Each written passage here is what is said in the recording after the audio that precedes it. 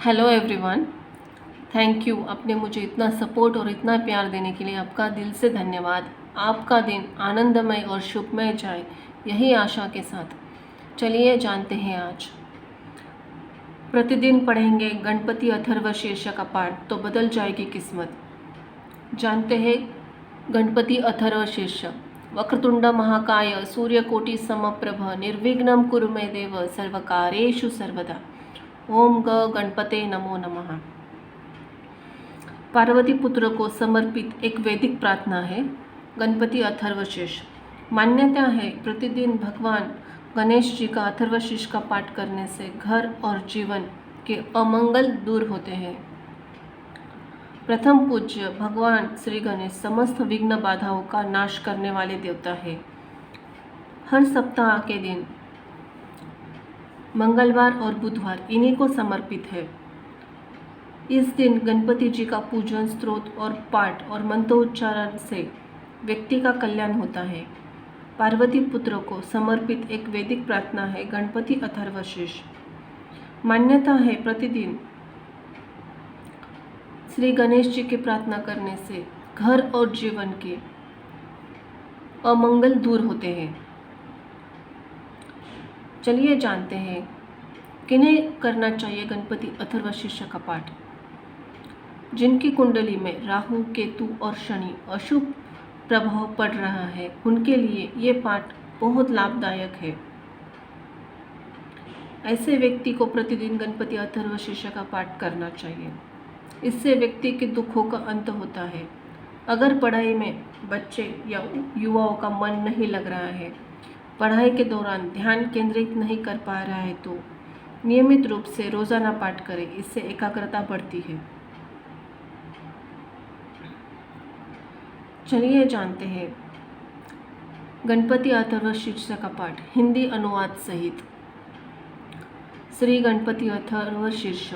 ओम गणपते नमो नमः। ओम नमस्ते गणपते तत्मेव प्रत्यक्ष तत्वासि तत्मेव केवल कर्तासि तत्मेव केवल धर्तासि तत्मेव केवल हर्तासि तत्मेव सर्वखलितं ब्रह्मासि त्वं साक्षात् मासी नित्यम। ओंकारपति भगवान गणपति को नमस्कार है। हे गणेश, तुम ही प्रत्यक्ष तत्व हो, तुम ही केवल करता हो, तुम ही केवल धरता हो और तुम ही केवल हरता हो। निश्चय पूर्वक तुम ही इन सब रूपों में विराजमान ब्रह्म हो। तुम साक्षात नित्य आत्मस्वरूप हो। ऋतम वच्मि सत्यम वच्मि। मैं ऋत न्यायुक्त बात करता हूँ, सत्य कहता हूँ। अवत्वमा अववंतारम अवशोतारम अवदातारम अवधातारम अवानुचान मवशिष्यम अवपाश्चात अवपुरास्तात अवरन्तात अवदक्षिणान्तात अवचोधार्तातः अवधातारान्तः सर्वत्मा पाहि पाहि समान्तात।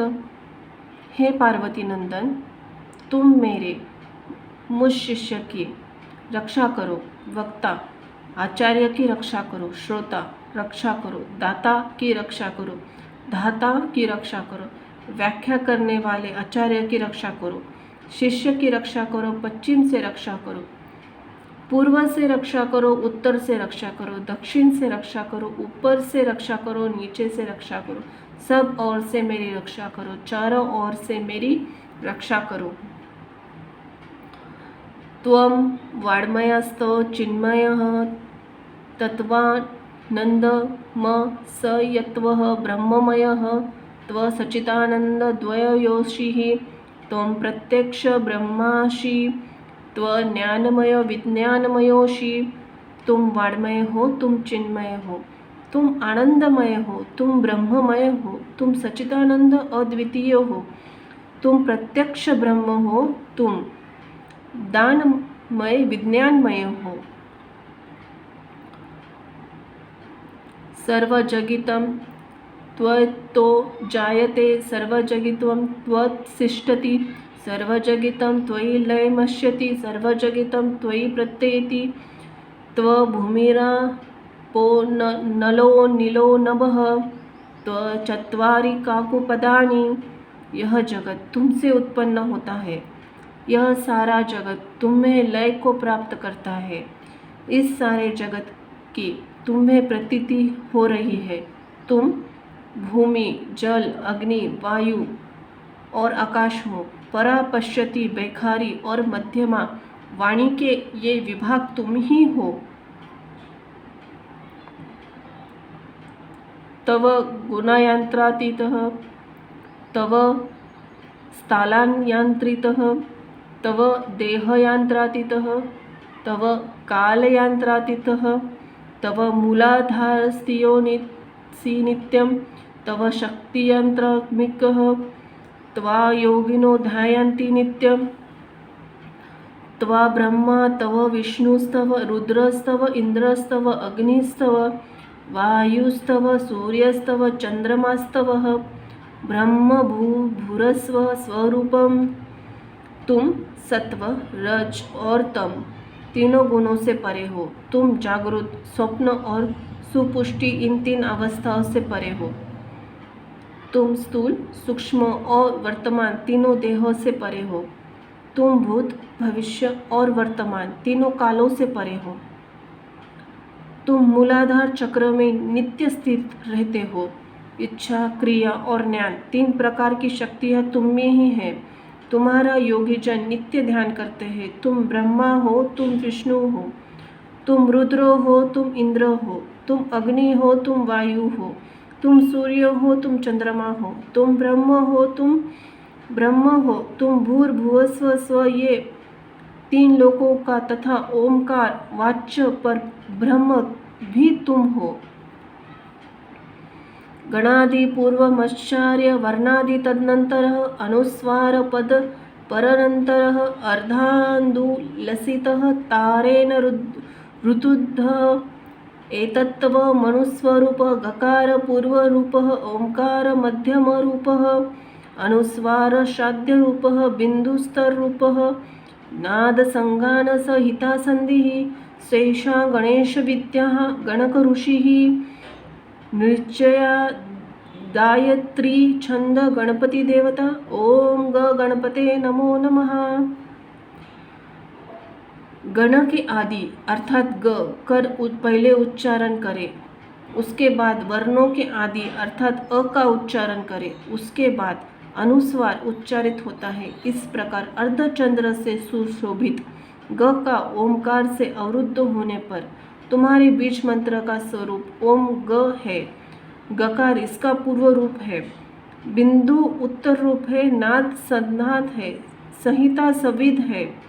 ऐसी यह गणेश विद्या है। इस महामंत्र के गणक ऋषि है। यह छंद श्री महागणपति देवता है। वह महामंत्र है ओम ग गणपते नमः। एकदंताय विघ्नहे वक्रतुंडाय धीमहि तन्नो दंती प्रचोदयात्।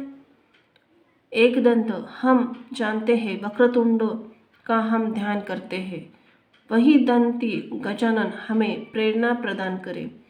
यह गणेश गायत्री है। एकदंत चतुर्हस्त पाशकुशधारिणं रद च वरद हस्ता बिभ्रान मूषकध्वजं रक्तलंबोदर शूर्पकर्णिकं रक्तवाससमः रक्तागन्धानुलिप्तिका रक्तपुष्पे सुपूजितं भक्तानुकंपिनः देव जगत्कारणं प्रमुच्यते। अविर्धाभूत च सृष्ट्यादौ प्रकृते पुरुषात् परमः एव ध्यायन्ति यो नित्य य सह योगी योगिना वरः। एकदंत चतुर्भुज, चार हाथों में पाक्ष, अंकुश, अभय और वरदान की मुद्रा धारण किए तथा मूषक चिन्ह के ध्वजा धारण करते लिए हुए, रक्तवर्ण लंबोदर वाले सूप जैसे बड़े बड़े कानों वाले, रक्त वस्त्रधारी, शरीर पर रक्त चंदन का लेप किए हुए, रक्त पुष्पों से भली भांति पूजित, भक्त पर अनुकंपा करने वाले, जगत के कारण, अच्युत सृष्टि आदि अविभूत प्रकृति और पुरुष से परे श्री गणेश जी का जो नित्य ध्यान करता है वह योगी सब योगियों में श्रेष्ठ है। नमो व्रातपतये नमो गणपतये नमः प्रथमपतये नमस्तु लंबोदर काय एकदंताय विघ्ननाशिये शिवसुताय श्री वरदमूर्तिये नमो नमः। व्रात देव समूह के नायक को नमस्कार, गणपति को नमस्कार, प्रथमपति शिवजी गणों के अधिनायक के लिए नमस्कार, लंबोदर एकदंत शिवजी के पुत्र तथा शिवर वरद मूर्ति को नमस्कार नमस्कार। एत अथर्वशीर्ष योदिते स ब्रह्म भूयाय कल्पते सर्व विघ्न बाध्ययते सर्वित सुखमेदते सह पंचमहापापात् प्रमुच्यते। यह अथर्वशीर्ष अथर्ववेद का उपनिषद है। इसका पाठ जो करता है ब्रह्म को प्राप्त करने का अधिकारी हो जाता है। सब प्रकार के विघ्न उसके लिए बाधक नहीं होते, वह सब जगह से सुख पाता है। वह पांचों प्रकार के महान पातकों तथा उपातकों से मुक्त हो जाता है। सायं धियानो दिवसकृत पाप नश्यति, प्रातर्धियानो रात्रिकृत पाप नश्यति, सायं प्रातः प्रयोजनो पापो भवति, सर्वित्राधियानो पवित्रो विघ्नो भवति, धर्मार्थ कामो मोक्ष च वन्दति। सायंकाल पाठ करने वाले दिन के पापों का नाश करता है, प्राप्त काल पाठ करने वाले रात्रि के पापों का नाश करता है। जो प्राप्त और साय दोनों समय इसका पाठ करता है वह निष्पाप हो जाता है। वह सर्वत्र विघ्नों का नाश करता है, धर्म अर्थ काम और मोक्ष को प्राप्त करता है।